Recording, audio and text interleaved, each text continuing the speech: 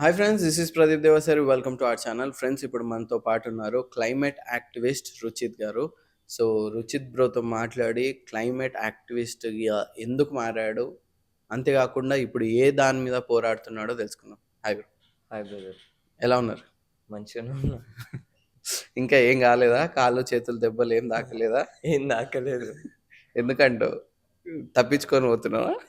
అట్లేం లేదు. ఇప్పటి వరకు ఎవరేం చేయలేదు. ఏం అటాక్లు అయితే ఏం కాలేదంటో? ఎందుకంటే వీఆర్ డెమోక్రటిక్ అంటే కాన్స్టిట్యూషన్ రాజ్యాంగం ప్రకారం పనిచేస్తాం కాబట్టి అదే విధంగా ఆహ్, మా ఎక్స్‌ప్రెషన్ గూడా ఉంటది. అదే విధంగా మేము ప్రభుత్వాలకు గూడా మా సమస్యలని చెప్తాం కాబట్టి ఇప్పటి వరకు ఎవరు అట్లేం చేయలేదు. అంటే ఇవన్నీ చేస్తున్నా గూడా కొందరికి దెబ్బలు తాకిన సందర్భాలు, కొందరికి అది నచ్చక, డెమోక్రటిక్ అనేది నచ్చక, వాళ్ళకి ఫేవర్‌గా ఉండడం అనేదే వాళ్ళకిష్టం గాబట్టి, కొట్టిన సందర్భాలు గూడా మీకు తెలుసు గదా! అవును. అంటే మీరింకా అంత రేంజ్‌కి రీచ్ కాలేదంటారా? ఏమో అది అది నాకు తెలవదు. కానీ మేము చేసే పనైతే మేము చేస్తున్నాము. ఎవరు మాకు అపోజిట్‌గా ఉన్న వాళ్ళు ఎవరైతే పబ్లిక్ రిప్రజెంటేటివ్స్ ఉన్నారో, అది ఎమ్మెల్యేలు, ప్రభుత్వ అధికారులు, వాళ్ళు ఎట్లా దాన్ని పర్సీవ్ చేసుకుంటారో అయితే మాకు తెలవదు. మేమైతే చేసే పనేం చేస్తున్నాం. హ్మ్. ప్రజలకి చైతన్యపరచడము, సమస్యల గురించి వాళ్ళని ఏకం చేసి అడ్రెస్ చేయడం ఇష్యూస్‌ని అవైతే చేస్తున్నాం. ఇప్పటివరకు ఎవరు మీకు ఫోను జేసి గాని, "నీకెందుకు?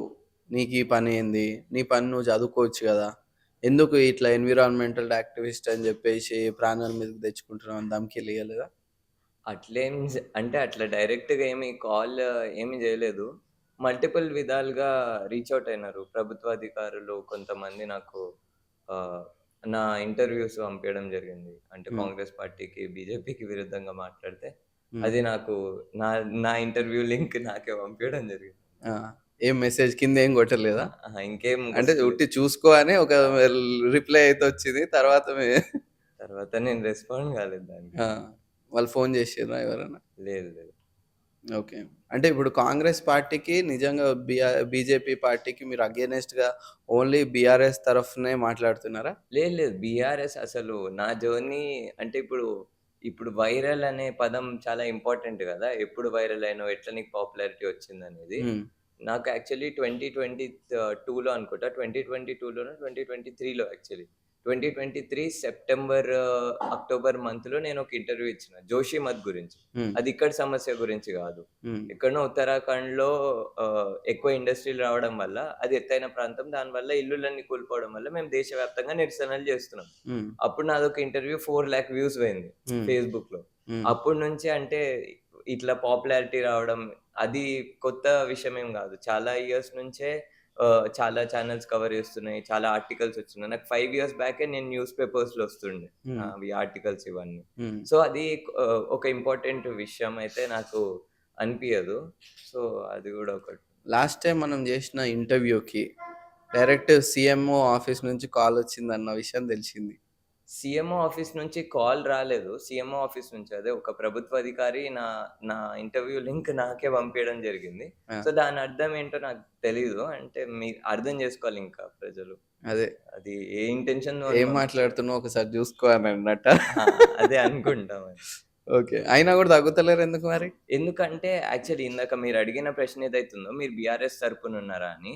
నాకు నా పర్సనల్ ఇన్‌స్టాగ్రామ్ అకౌంట్ ద్వారా నేను మాట్లాడడం మొదలుపెట్టి చాలా సంవత్సరాలయితుంది. కానీ మేజర్‌గా బీఆర్ఎస్ ప్రభుత్వానికి విరుద్ధంగా అంటే బీఆర్ఎస్ ప్రభుత్వము గత ఎన్నికల్లో 2023 23 ఎన్నికల్లో రాష్ట్ర ఎన్నికలలో ఒక వీడియో జేసినా నేను. ఏంది పోయిన ట్యాంక్ బండ్ కాడికి పోయినా. ట్యాంక్ బండ్ కాడికి పోయి కేసీఆర్ హామీలన్నీ ఇచ్చిండు గదా! కేసీఆర్‌ది 10 ఏళ్ల పాలన గదా! 10 ఏళ్ల పాలన ఎట్లుందో చూద్దాం అని జెప్పేసి నేనొక వీడియోలో ఏమన్నా, "కొబ్బరి నీళ్ళు చేస్తా అన్నారు గదా! కేసీఆర్ గారు. హ్మ్. మీ బీఆర్ఎస్ చెప్పిందంతా చేస్తారు గదా! ఒకసారొచ్చి తాగి చూపియర్రి మీ కొబ్బరి నీళ్ళని" అని అన్నా. హ్మ్. దాని తర్వాత ఐ గేవ్ ఛాలెంజ్. అంటే ఛాలెంజ్ ఇచ్చిన ఒకసారి. హ్మ్. బీఆర్ఎస్ పార్టీలో ఉన్న కార్యకర్తలైనా ఎవరో ఒకళ్ళు వచ్చి తాగి చూపియండి. హ్మ్. ఇది మీ ప్రతిభ పర్యావరణం గురించి అని అప్పుడు బీఆర్ఎస్‌కి విరుద్ధంగానే నాకు పాపులారిటీ అనుకోవచ్చు గదా! హ్మ్. అది ఎన్నికల సమయం మళ్ళీ. ఎన్నికలు ఎన్నికలు ఇంకొక 10, 20 రోజుల్లో వస్తున్నాయనగా నేను ఆ వీడియో జేసినా. మరి హ్మ్. అటువంటప్పుడు కాంగ్రెస్ వాళ్ళందరికీ నేనెందుకు కాంగ్రె ఆహ్, కాంగ్రెస్‌కి ఆ! అగైనెస్ట్‌గా అనిపిస్తున్నావా? ఆ!